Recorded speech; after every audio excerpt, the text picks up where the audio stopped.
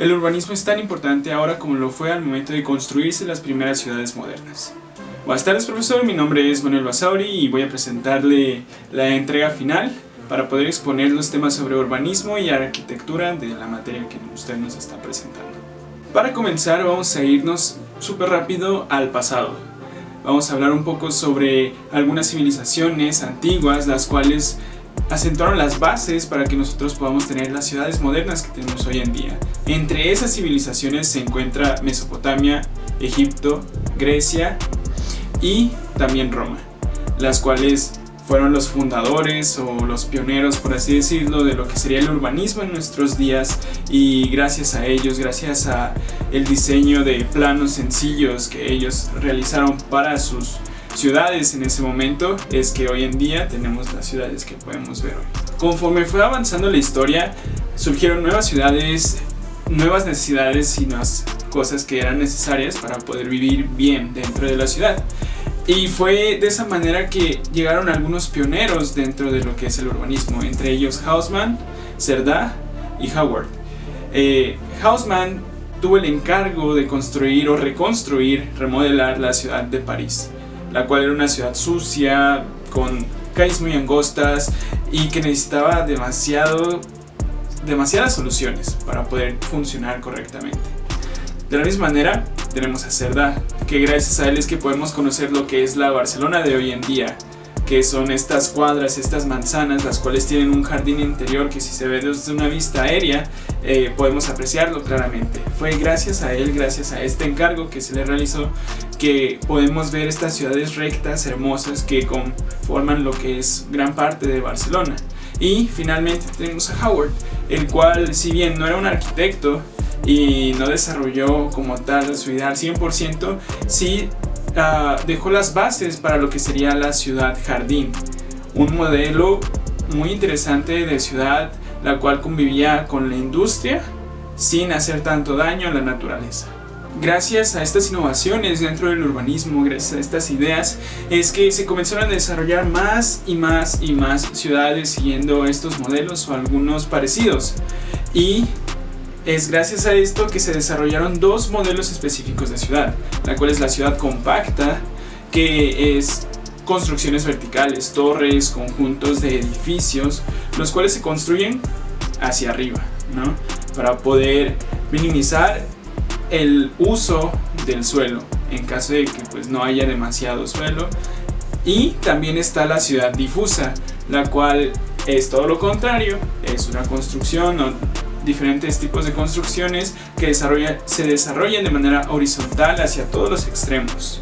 Así que las dos son muy importantes, tienen ventajas y desventajas, así que vale la pena investigar y saber cuál es la más conveniente dependiendo de la ciudad en la que nos encontremos o dentro del contexto en el que nos encontremos.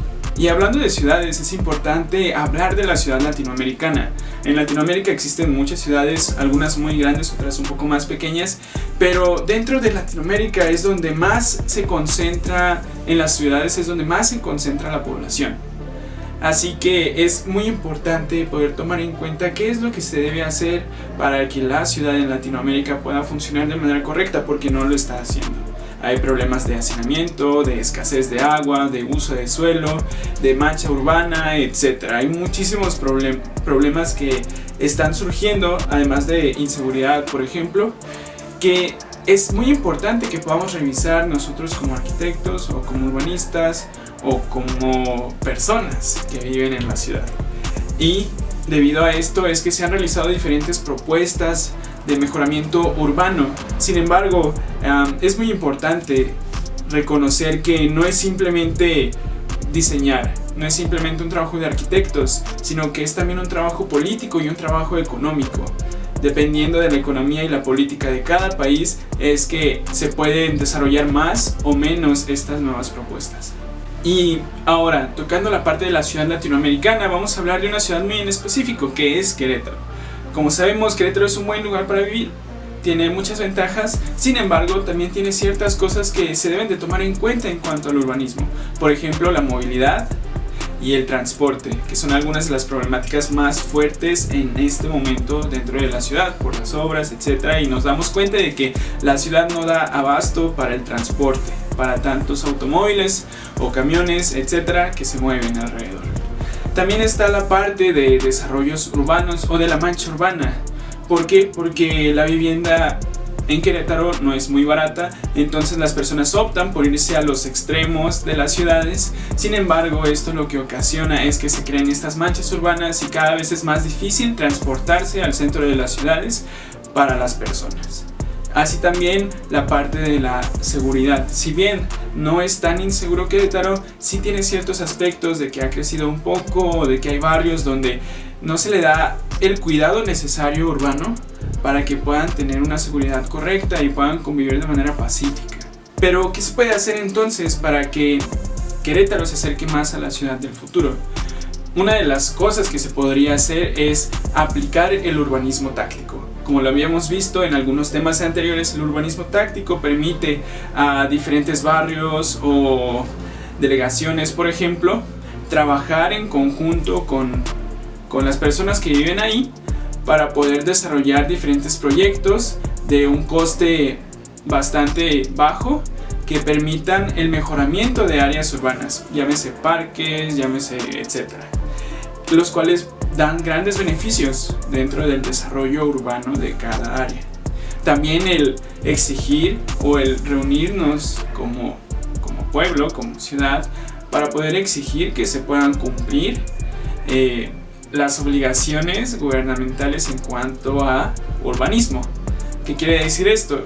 Que pues se hacen propuestas por parte del gobierno para poder mejorar el entorno urbano, pero no siempre se cumplen. Entonces, como seres, como sociedad, es muy importante que nosotros podamos reunirnos y en conjunto exigir lo que se propuso para que se pueda cumplir.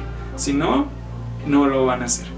Así que es muy importante también el poder estar unidos como llámese barrio, como municipio, etcétera, para que de esa manera podamos trabajar en conjunto en el mejoramiento de nuestra ciudad.